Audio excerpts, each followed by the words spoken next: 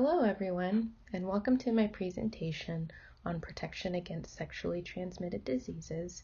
My name is Janai Alexander. I'm an LPN to BSN program student at Indiana State University, and this is for my Community Health Nursing class, and this is my Health Education Program number 2.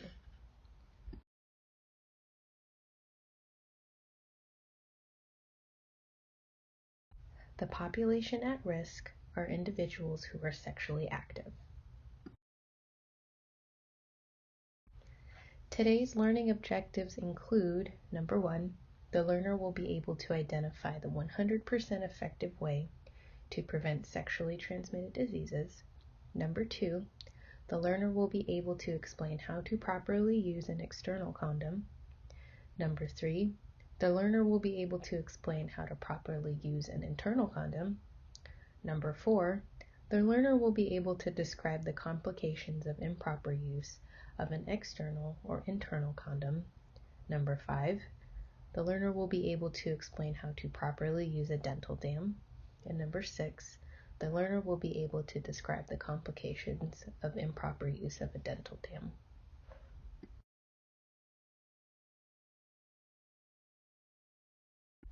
Please take a moment to pause this slide. If you haven't already done so, there is a pretest that needs to be completed. Please copy the link below into your browser or smartphone, or you can click the link in the description below. I would also like to take the time to warn the audience that this presentation includes sexually graphic images that may not be suitable for some audiences. Let's begin by discussing how to prevent sexually transmitted diseases. The only 100% effective way to prevent STDs is to abstain from vaginal, oral, or anal sex. There are a few ways to reduce your risk of transmission, like proper use of external or internal condoms and dental dams, and you may reduce your risk of transmission if you are in a long-term, mutually monogamous relationship with a partner who has tested negative for STDs and you have as well.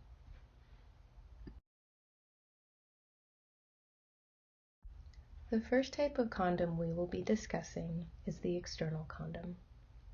External condoms are used on the outside of the penis, and they are available in different sizes. Proper application and removal are key to effective use. You want to use a condom every time you have sex.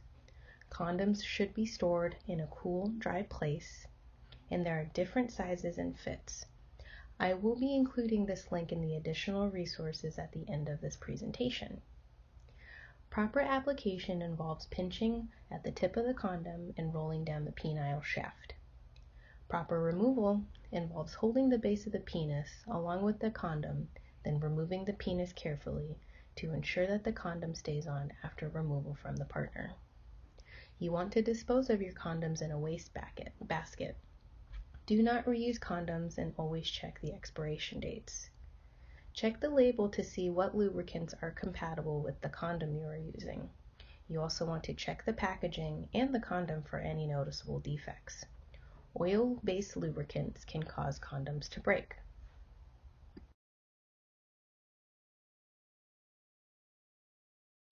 Next, we will talk about internal condoms. Internal condoms sit within the vagina or anus. They are inserted by the user into the appropriate canal. You can take the smaller ring and compress it, and that goes inside as far as it can up into the cervix or as far as it can into the anal canal. The larger outer ring is the ring that sits on the outside. You want to ensure that the outer ring remains on the outside, and you want to guide your partner slowly to ensure that the internal condom stays in place. To remove, you will grab the outer ring and twist, then remove carefully from the vaginal or anal canal. You want to dispose this condom in a waste basket.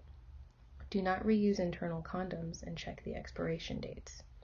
As with external condoms, you want to check to make sure that the package has no defects, nor does the condom have any defects. Oil-based lubricants can also cause internal condoms to break. In order to be effective, condoms need to remain in place during the entire sex act. There are complications with improper use of external or internal condoms. If used incorrectly, slippage or breakage could occur, and transmission of STDs can happen with a single act. If used inconsistently, chances of contracting STDs are increased. You may be at risk to contract bacterial, viral, or parasitic STDs. Infections include chlamydia, gonorrhea, syphilis, herpes, pubic lice, human papillomavirus or HPV, and human immunodeficiency virus or HIV. Remember that some STDs are curable, but some STDs are not. Now we will discuss dental dams. Dental dams are used as an external barrier during oral sex. It is placed on the opening of the vagina or the opening of the anus. You want to hold the dam in place to prevent any exchange of bacteria or bodily fluids. You want to make sure that you cover the entire area. Do not use any oil-based lubricants as they can damage the dam. If you find that there is any damage to the dam, you want to make sure you replace it. Do not reuse dams and dispose of used dams in a wastebasket. An external condom can be used if you do not have a dental dam. You're going to carefully open up an external condom, take it out of the package, cut the tip off of the condom, and cut the bottom of the condom, and then you will cut down one side of the condom and you will lay it flat to cover the vaginal or anal opening.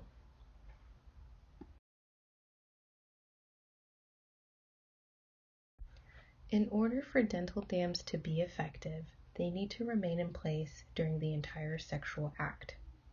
Complications with improper use of dental dams include increased risk for STDs.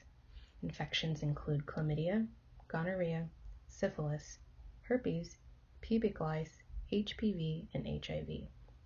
Remember, some STDs are curable, but some STDs are not. Herpes lesions need to be covered completely when using a dental dam.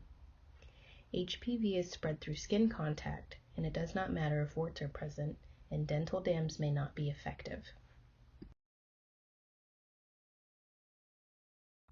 Here are some additional resources like the condom size chart by Verywell Health. If you need more information on how to use condoms or dental dams, you can use these resources from Healthline and the CDC.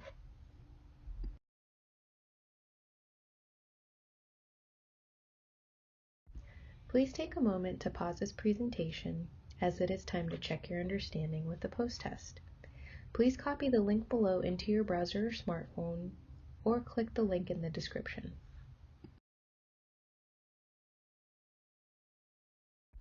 If there are no further questions, here are my references, and thank you for listening to my presentation on protection against sexually transmitted diseases. My name is Janai Alexander. I am an LPN to BSN program student at Indiana State University, and this is my health education program number 2 for community health nursing.